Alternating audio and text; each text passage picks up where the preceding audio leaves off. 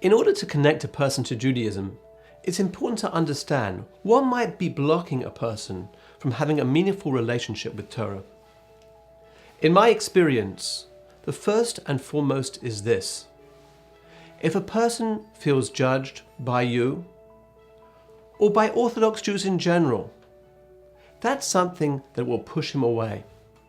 In fact, he might even feel that the Torah validates that belief, that Orthodox Judaism are in fact allowed to look down on less affiliated Jews. When a person feels judged, it's intimidating, and the result is that they feel, I want to have nothing to do with you or with Judaism. In fact, this is really true for all of us. If we feel that someone is judging us, thinks that we're bad, we simply won't want to hang around them either.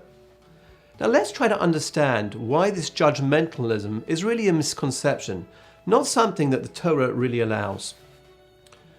The Talmud actually asks the following question and says, if someone would point, God forbid, point a gun at your head and say, we'll kill you unless you kill this innocent person standing in front of you, are you allowed to kill an innocent person to save your own life?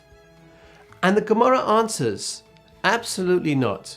My chazis, who knows whose blood is redder? You can't kill him because maybe his blood is really redder than yours. Now let's just extend this a little bit more. Imagine that the gun was being pointed at the biggest rabbi in the world, and someone was saying to that rabbi, we'll kill you unless you kill this innocent person in front of you. In fact, this innocent person in front of you is a good-for-nothing layabout. Pickpockets people. You don't want to know how he treats his wife. Can this big rabbi kill this person, this good-for-nothing layabout, to save his life? What's the answer? And I think we all understand the answer is, once again, no, you cannot. Why not? Because you don't know whose blood is redder.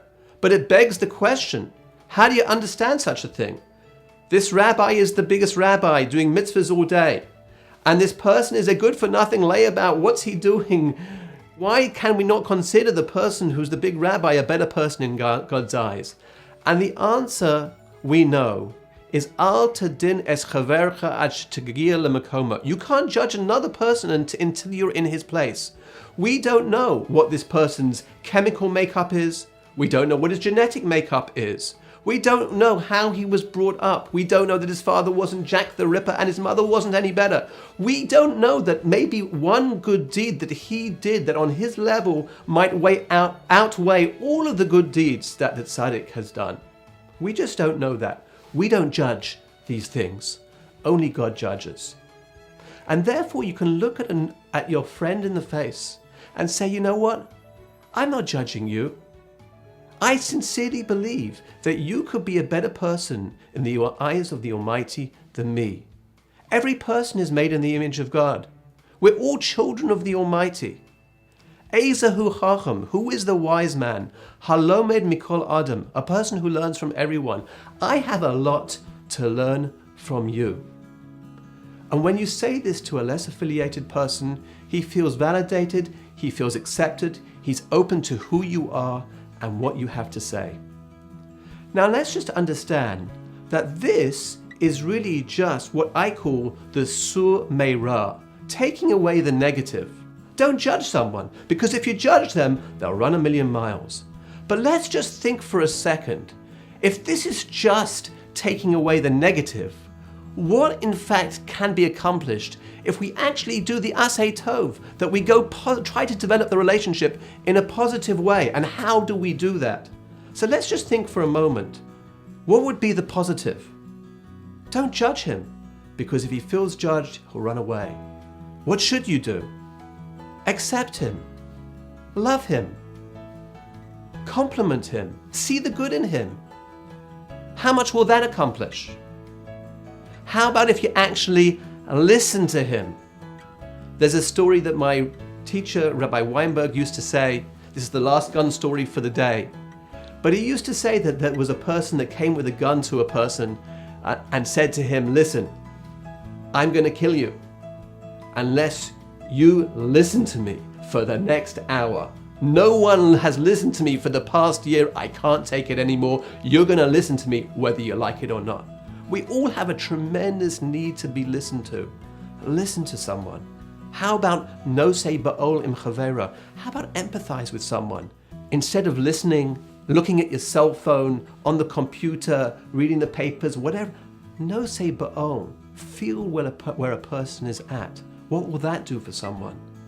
And perhaps even more, how about going out of your way to positively help a person with their physical and spiritual needs?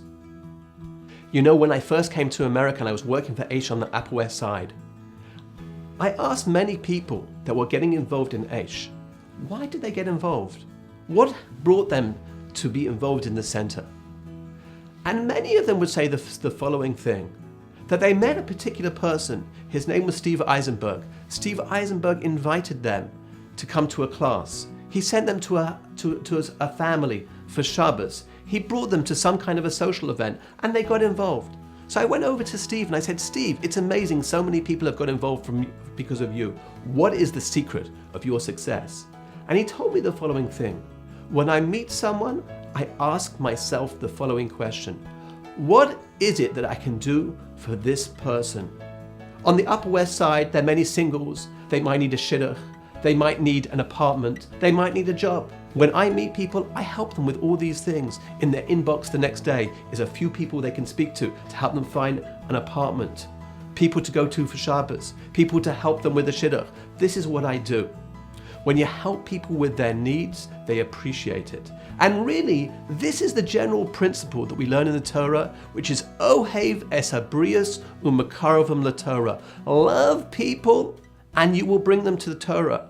And the reality is that Rav Yaakov Weinberg said to me that it says Ohev es habrios first because you cannot skip that step. The first step in bringing a person to Torah is to love a person. Loving means accepting, not judging, listening, caring, empathizing, trying to proactively help them. And it's not just true for an unaffiliated person, it's really true for everyone. It's true for your children, it's true for your spouse. Just imagine if you could accept your husband or wife, if you could give them compliments, listen to them, empathize, and proactively help them, surely that would be the end of any shalom bayis problems. So too, when you're reaching out to a less affiliated person, Ohev es habrios, love people. 95% of reaching out is caring. If you can do this, then you have a chance of mekarovim laTorah. But remember, and this is something that I learned from Rav Asher Weiss Shlita, that he said it doesn't say Ohev es habrios kedei lekarovim laTorah, love people in order to bring them to Torah. It's a separate entity unto itself. Love people because they're beautiful, because they're made in the image of God, because they're really your brothers and sisters. And if you can do that, perhaps they will come closer to Torah. If they do, that's wonderful. If they don't, they're your brother and your sister anyway. Now, there are many things that a person can do to reach out and to create that relationship. Let's give a few examples. Invite someone for Shabbos. Give them a phone call. Go out for a cup of coffee. Give them a compliment. Send someone a birthday gift or an anniversary present. Write an email just to stay in touch and ask them how they're doing. Find out what's going on in their lives. Ask, get to know, reach out. Put in the effort to think how you can develop the relationship. The bottom line of what we're saying is that develop a healthy relationship with that person, and that in turn will help you help them develop a healthy relationship with Judaism. Of course, don't get me wrong, we can and must judge actions and ideas. Whether an action is right or wrong is in our realm to do.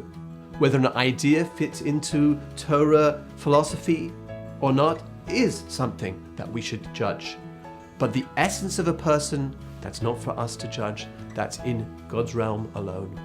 So ladies and gentlemen, remember, this is the most important principle in reaching out to a less affiliated Jew. Love them, care about them, don't judge them. Think how you can help them. When you do that, you will be successful in bringing a person closer to yourself and to Rabboni Shalom.